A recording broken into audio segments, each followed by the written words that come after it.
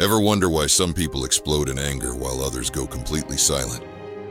Why some shine in the spotlight while others thrive in solitude? What lies beneath that invisible dance of impulses, emotions, and decisions? The answer may be something ancient and surprisingly relevant today.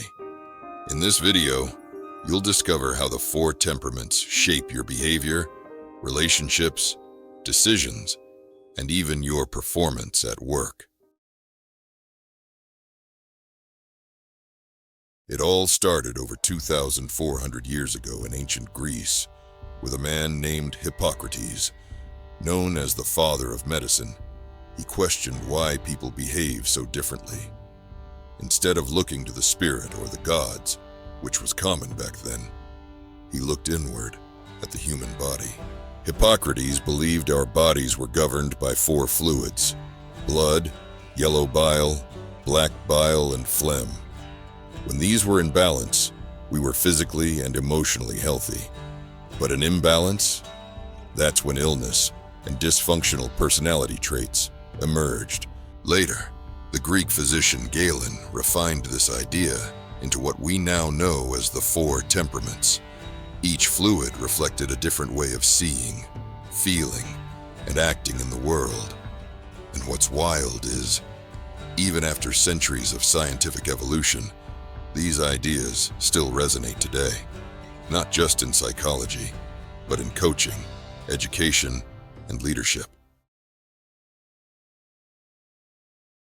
Think of fire: intense, fast, hot. That's the energy of a choleric person. Decisive, quick to act, impatient. These are the go-getters.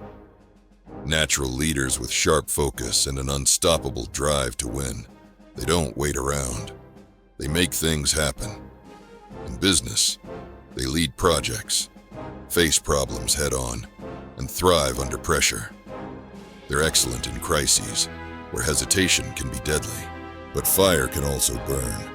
A choleric out of balance becomes bossy, rigid, and even aggressive. They struggle to delegate and hate seeing others make mistakes. Their intensity can push people away. Yet, like a controlled fire warms homes and powers engines, a mature choleric becomes a force of influence. Steve Jobs, classic choleric. Demanding, visionary, tireless. Elon Musk, same deal, bold, ambitious, with an unwavering drive to turn ideas into action. Now, picture Earth. Steady, quiet, deep. That's melancholic territory. People with this temperament are observers, detail-oriented, analytical. They value structure and order, and they don't mess around with shallow stuff. Their thoughts run deep, and so do their emotions. Melancholics are usually introverted. They prefer a few loyal friends to a large social circle. They value truth, logic, and depth, whether in conversations or projects. They are the people who are behind the scenes, but without them, nothing would work. They are your strategists, planners, and quality control people. But like any good soil, melancholics need nurturing. When they're not developed properly, they become overly critical, pessimistic, and isolated. They carry the burden of perfectionism and often feel like nothing they do is ever good enough. Life feels like a heavy load instead than a journey. But when this temperament is channeled right, you get people like Albert Einstein or Bill Gates. Brilliant minds, but also incredibly thorough. They'll make huge sacrifices for bigger ideals. Melancholics aren't chasing fame, they're chasing meaning. And when they find their purpose, they're basically unstoppable. Still water has no shape but adapts to any container. That's the phlegmatic, flexible, calm, quietly efficient. These are diplomatic, stable, and peaceful people.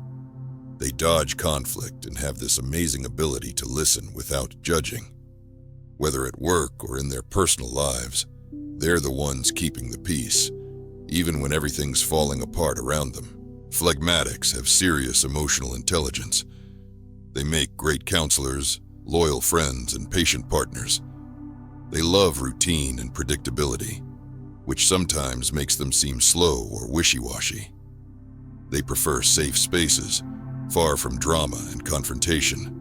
But heads up, stagnant water breeds mosquitoes. An unstimulated phlegmatic becomes passive, lazy, and a major procrastinator. They can get so comfortable with their environment that they lose themselves. They avoid change, even when it's absolutely necessary. However, when they're firing on all cylinders, phlegmatics are the gold standard for consistency, reliability, and empathy. Mother Teresa was phlegmatic. Her impact was massive, not through force, but through quiet persistence.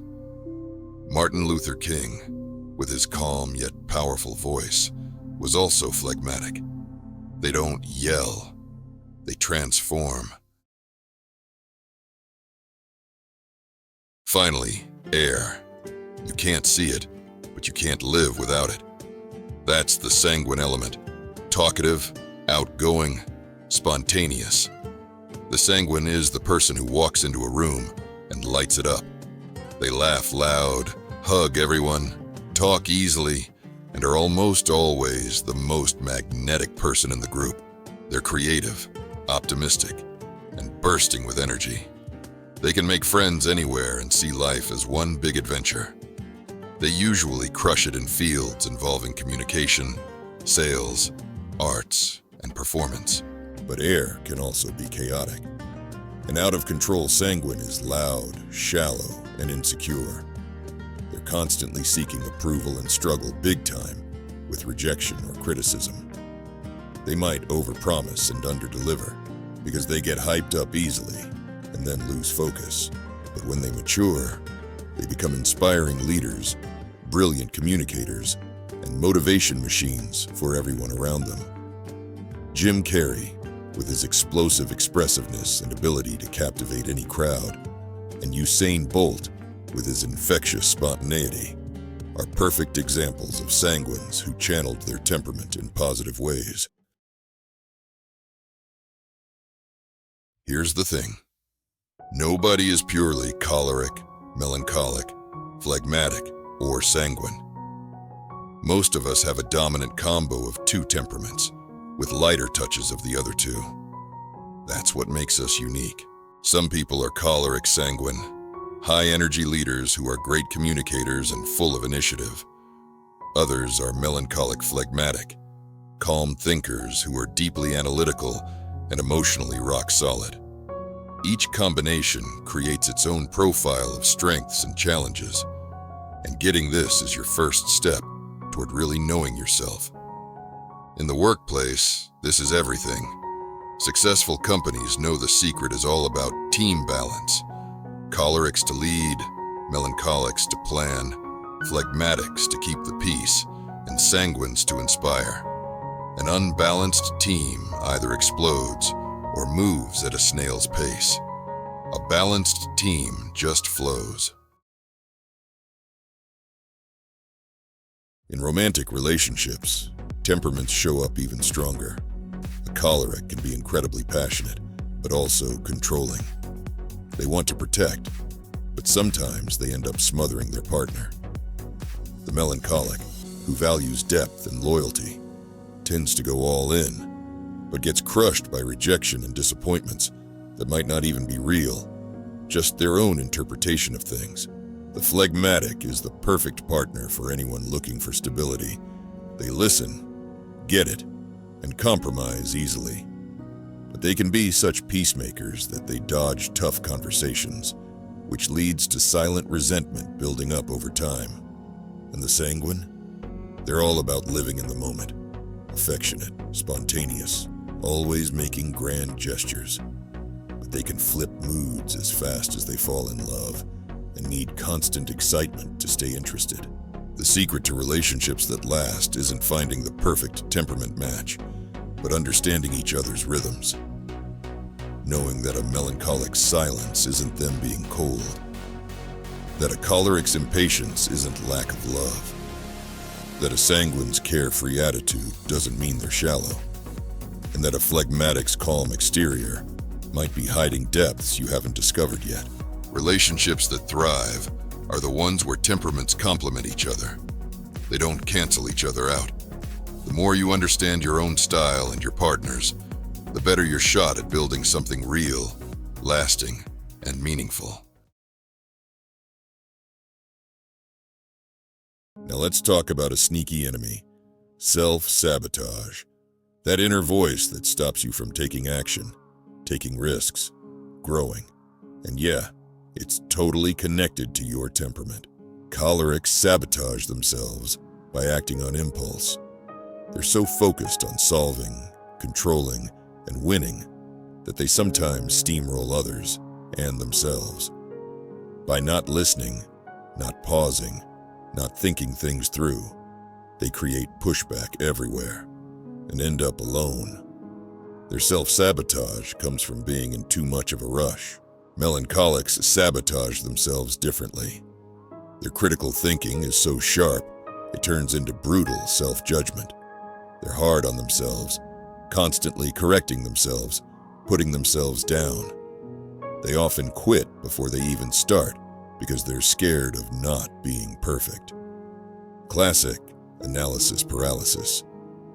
Their self-sabotage comes from insecurity disguised as perfectionism. Phlegmatic people sabotage themselves by staying silent. They don't express their feelings. They don't react. They don't stand their ground.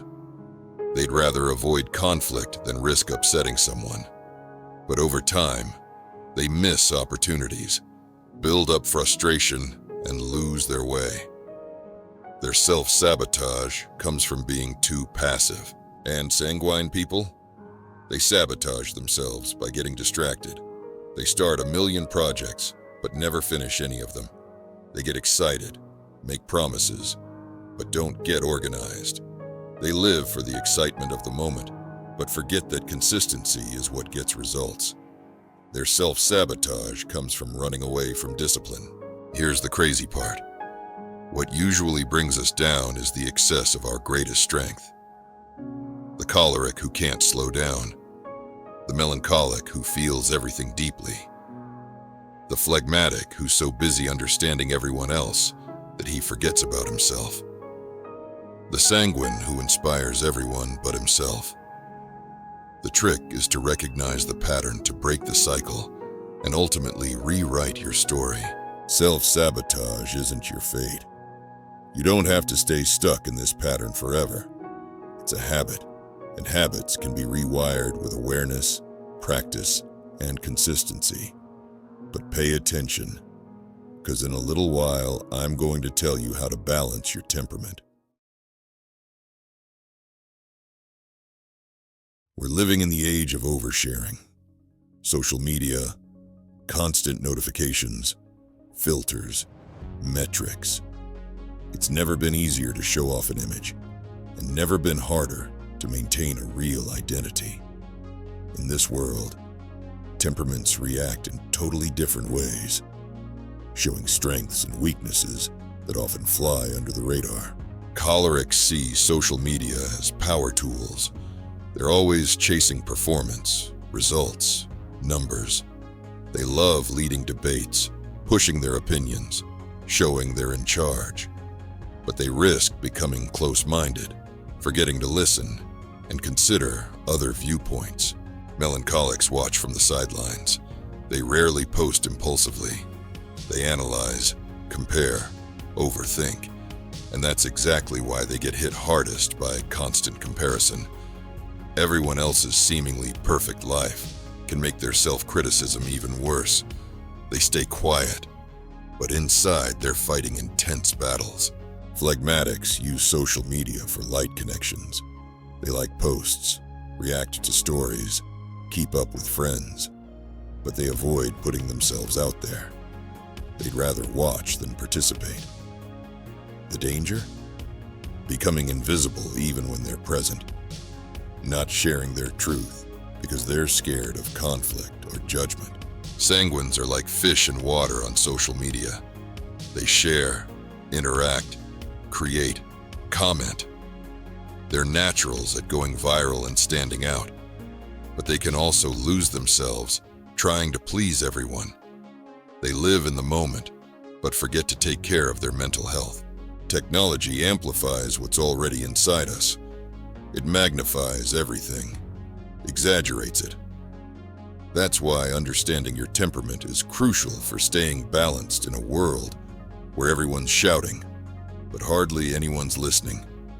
In a place where we confuse worth with likes and presence with views, self-awareness is more important than ever. Knowing your temperament is step 1. Step 2, and maybe the most important, is learning how to handle it day to day. Because self-knowledge without action is just trivia. Real change happens when you start consciously adjusting your behavior. If you're choleric, work on listening.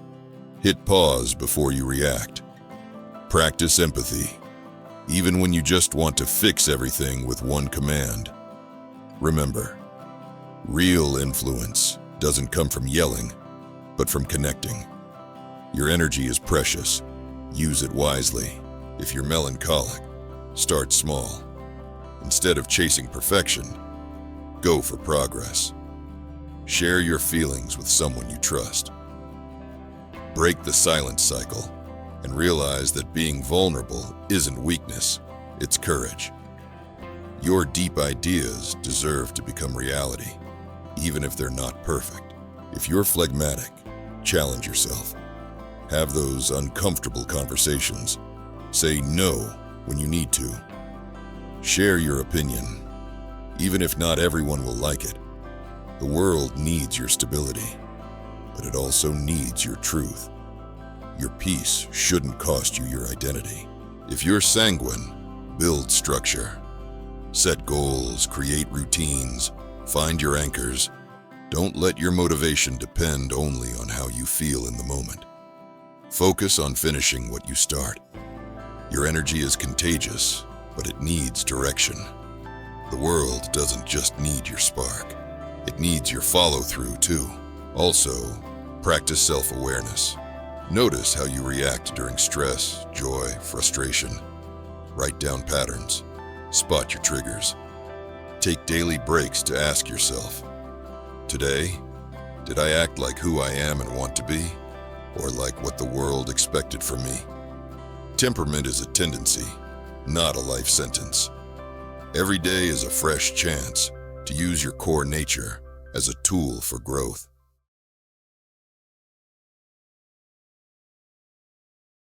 Knowing your temperament isn't an excuse. It's a key, a compass, a roadmap to help you work with your limitations and maximize your strengths. You can be choleric and learn to listen better. Be melancholic and learn to go easier on yourself. Be phlegmatic and take more risks. Be sanguine and focus better. Your temperament isn't your destiny. It's just your starting point. The more you know yourself, the more choices you have. The more aware you become, the freer you are. So tell me, which of these temperaments sounds most like you? What part of this video made you think, wow, that sounds like me? Comment below. I'd love to hear from you. And if this video helped you, share it with someone who also needs to understand themselves better. Click subscribe, activate the bell, and continue with us on this journey of self-discovery. Because here, our mission is very clear. Be someone with more awareness, with more depth, with more lightness, and with more balance. Now that you've got a better handle on your temperament, I want you to check out this other video popping up on your screen. In it, I'll show you the 6 types of behaviors that could be destroying your relationships, whether they're friendships, family, or romantic. Catch you in the next video, and remember,